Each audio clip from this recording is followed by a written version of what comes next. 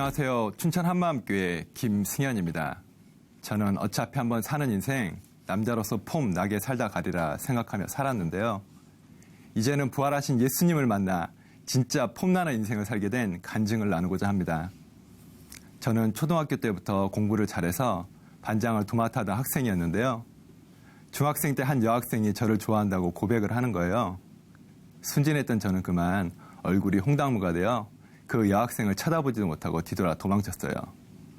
그런데 이때부터 내가 조금 인기가 있나 보네 라는 생각에 사로잡혀 이성에게 멋진 남자로 보이기 위한 것에 모든 관심을 쏟게 되었고 공부는 자연스럽게 뒷전이 되고 말았습니다. 자녀 양육에 열정적이셨던 어머니의 훈계마저도 구속이라 느끼며 폼나게 저의 마음대로 살고 싶어 친구와 함께 무작정 서울역에서 기차를 타고 가출을 감행하기도 했고 집으로 돌아온 후에는 더욱 저의 마음대로 친구들과 어울려 놀기 시작했습니다. 하지만 유아 시절부터 교회에 다녔던 저는 마음 한구석엔 늘 하나님에 대해 막연한 두려움이 있었는데요. 새벽까지 친구들과 술 마시며 놀다가도 주일에는 예배 참석을 위해 술 냄새 풍기면서까지 교회에 가는 저를 보고 친구들은 마치 정해진 시간이 되면 사라지는 신데렐라 같다고 하였습니다. 폼내며 노는 것에 관심이 많아지자 자연스럽게 패션에 많은 것을 투자했는데요. 제가 고등학교 시절에는 서울 도남동이 패션의 메카였는데 저는 그곳에서 마음에 드는 옷이 있으면 참지 못하고 그 자리에서 어머니 카드로 옷을 한 번에 50만 원씩 결제하기도 하였습니다. 이런 생활은 20대가 되어서도 변함이 없었는데요. 취업 후 월급의 80%를 옷을 사고 폼나는 것에 투자하여 하루에도 몇 번씩 택배기사분이 제 이름을 불러 당시 동네 사람들과 택배기사분 중 저의 이름을 모르는 사람이 없을 정도였습니다. 어머니께서는 동네 창피해서 살 수가 없다고 하셨답니다. 이렇게 옷을 자주 사다 보니 자연스럽게 옷을 보는 눈도 좋아지고 내 개성을 잘 드러낼 수 있는 브랜드도 출연할 수 있게 되었는데요. 저는 특히 이탈리아 남자들의 스타일이 너무 멋져 보이는 거예요. 그래서 그들의 라이프 스타일까지 동경하게 되었는데요. 어느 정도였냐면 이탈리아 남자는 거지도 폼이 난다고 하잖아요. 저는 이탈리아 거지라도 되고 싶을 정도였습니다. 이탈리안 스타일을 만들기 위해 이탈리안 수트와 명품 브랜드를 구매했고 그들처럼 수염도 기르기 시작했어요. 수염은 저를 이탈리안 스타일로 만드는 매우 중요한 부분이었기에 목숨처럼 소중히 여겼습니다. 수염 때문에 한 번은 이런 일이 있었는데요. 20대의 한 기업에 어렵게 입사를 하고 점심시간에 팀원들과 식사를 하러 나가다 연세가 있으신 한 전문의가 마주치게 되었어요. 그런데 그 전문의께서 저를 계속 빤히 쳐다보며 가시는 거예요. 괜히 찝찝하더라고요. 역시나 얼마 지나지 않아 팀장님이 저를 부르시더니 수염을 이야기하시며 자르기를 독려하셨어요. 하지만 전 저의 폼을 지켜주는 수염을 절대 포기할 수 없었어요. 그래서 수염을 자르지 않고 끝까지 버티다 계속되는 압박에 스트레스를 받아 결국 저의 폼을 지키기 위해 어렵게 입사한 직장을 포기해버렸습니다. 저는 씻고 꾸미는데도 남들에 비해 시간이 무척 오래 걸렸는데요. 간단한 샤워하는데 30분이 넘게 걸렸고 씻고 나서 화장품 바르고 수염 다듬고 머리 만지는 데만 1시간이 더 걸려 웬만한 여자분들 꾸미는 시간보다 오래 걸렸어요. 어머니께서는 아니 어떻게 남자가 여자보다 꾸미는 시간이 더 오래 걸리냐며 혀를 내두를 정도였습니다. 한 번은 이성 친구와 약속이 있어 약속 시간 2시간 전부터 미리 준비를 했는데요. 머리를 만지는데 머리카락 한 올이 계속 제 눈에 거슬리는 거예요. 이렇게 세워보고 저렇게 눕혀보고 또 다르게 해봐도 너무 마음에 안 들어 머리를 헝클어버리고 다시 감고 왁스를 다시 바르고를 반복하다 보니 어느덧 머리 만지고 있는 지가 4시간이 넘어버린 거예요. 허리가 아플 지경이었습니다. 이런 외적인 관심과 노력으로 인해 저는 이성에게 인기가 많은 편이었는데요. 교만해진 저는 상대가 먼저 저에게 마음을 표현하지 않으면 저는 절대 먼저 다가가지 않았고 상대가 먼저 마음을 표현해야 다가가는 스타일이었습니다. 교만한 마음도 있었지만 사실 괜히 제가 먼저 다가갔다가 거절당하면 지금까지 쌓아온 나의 공든 폼이 무너지는 것이라 생각했던 마음이 더욱 컸기 때문이었죠. 고등학교를 졸업할 즈음 한 카페에서 행사가 있었는데요. 그곳에서 패션 모델로 활동하던 지역에서 유명한 한 여학생을 만나게 되었어요. 그 아이와 함께 어울리고 싶었지만 역시 전 아무 말도 안 하고 창밖만 바라보며 괜히 폰만 잡고 있었는데요. 다행히도 주변 친구들이 분위기를 만들어주어 그 여학생과 만남을 이어갈 수 있었습니다. 그 친구와는 아주 오래 만났는데요. 어린 시절엔 서로 마냥 좋았지만 나이가 들어갈수록 결혼할 남자로서의 책임감보다는 제멋에 빠져 폼내는 것에만 몰두하던 저에게 실망했고 그만 헤어지자고 했어요. 당시 저는 큰 충격과 슬픔을 느꼈지만 남자의 폼 때문에 붙잡지도 못하고 결국 이별을 받아들여야만 했습니다. 처음으로 내가 그려놓은 폼나는 그림이 무너지는 순간이었어요. 이때의 큰 충격은 오히려 저에게 새로운 목표를 갖게 했고 세상에서 보란듯이 폼나게 성공해서 반드시 후회하게 만들겠다는 생각으로 전에 손을 놓았던 공부를 다시 시작하게 되었습니다. 매일 책을 읽으며 1년의 책을 몇백 권 읽을 정도로 지식을 쌓기 위해 많은 노력을 했어요. 도전하고 싶은 일이 있으면 무모하게 도전했고 이런 것이 저에겐 좋은 경험이 되어 주변에서 인정도 받고 사람들 앞에 강의를 할 수 있는 기회도 갖게 되면서 저를 조금씩 성장시켰는데요. 여기에 대학원까지 진학해서 더욱 세상적 성공을 위한 노력을 멈추지 않았습니다. 그렇게 자리를 잡아가고 있을 때쯤 지금의 아내를 만났는데요. 아내는 저의 상황을 잘 이해해주며 저에게 많은 부분을 양보하고 배려해 주었어요. 또한 아내는 안정된 전문직 일을 하고 대화도 잘 통해 30대 중반의 나이에 결혼을 결심하게 되었습니다. 결혼 후에도 전 제가 하고 싶은 대로 마음껏 폼내며 지냈는데요. 다른 부분은 문제가 없었지만 아내가 제가 그려놓은 폼나는 그림에 방해되는 행동을 하거나 말대꾸를 하면 너무나 분이 나는 거예요.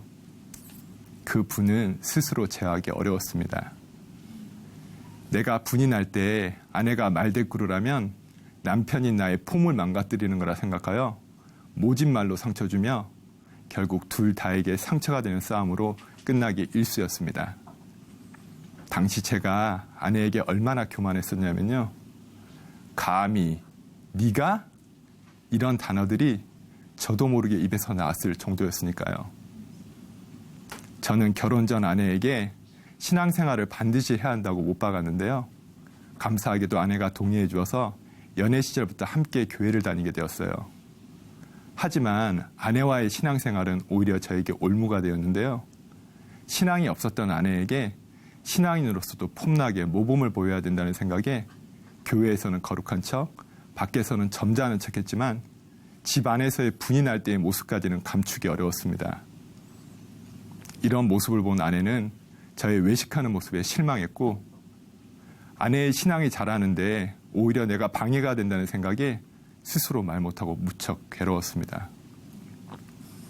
외식적으로 30년이 넘게 행하던 신앙생활에서 이제는 나도 정말 변하고 싶다라는 간절한 생각으로 지내던 중 누나가 한마음교회 수련회에 꼭 한번 오라고 연락이 왔어요. 사실 누나는 어릴 적부터 함께 자라왔기에 교회만 출석하는 썬데이 크리스천이었던 것을 누구보다 잘 알고 있었는데요. 언제부턴가 부활을 이야기하며 예수님을 영접하고 매일매일 너무나 기쁜 삶을 살아가는 모습에 저는 속으로 무척 놀랐습니다. 혹시 나도 누나처럼 변화될 수 있지 않을까? 반신반의하는 마음으로 수련회에 참석하게 되었는데요. 수련회에서 목사님께서는 부활의 증거를 강조하셨어요. 하지만 2000년 전 부활 사건이 지금 나와 무슨 상관이 있으며 왜 부활이 증거라고 말씀하시는지는 잘 이해되지는 않았는데요. 부활이 왜 증거인지는 너무나 궁금했습니다. 그러던 중 일꾼과의 교제 가운데 부활이 왜 증거인지가 깨달아지는 역사가 일어났어요. 예수님이 행하신 수많은 기적을 보고도 예수님을 하나님의 아들이라 믿지 못하던 당시 사람들은 예수님에게 당신이 하나님의 아들인 증거를 보이라고 요구했어요. 그러면 믿겠다는 거죠. 사실 저도 이들과 다르지 않았습니다. 하나님, 당신이 정말 살아계시다면 그 증거를 단 한 번만이라도 보여달라고. 그러면 내가 정말 잘 믿을 수 있겠다고 늘 생각했었는데요. 예수님께서는 악하고 음란한 세대가 표적을 구하나 선지자 요나의 표적 밖에는 보일 표적이 없느니라. 요나의 표적 밖에는이라고 강조하셨던 거예요. 아, 정말 예수님께서 내가 하나님의 아들인 증거가 있다라고 말씀을 하셨구나. 그 증거가 죽은 후 3일 만에 부활하신 사건 밖에는 없는 거구나. 그래서 목사님께서 그토록 부활하셨구나. 자연스럽게 깨달아지는 순간이었습니다. 부활하신 예수님은 바로 하나님이셨어요. 저가 모든 사람을 대신하여 죽으심은 산자들로 하여금 다시는 저희 자신을 위하여 살지 않고 저희를 대신하여 죽었다가 다시 사신 자를 위하여 살게 하려 함이니라. 다시는이라는 말씀에서 하나님 아버지의 깊은 마음을 느낄 수 있었습니다.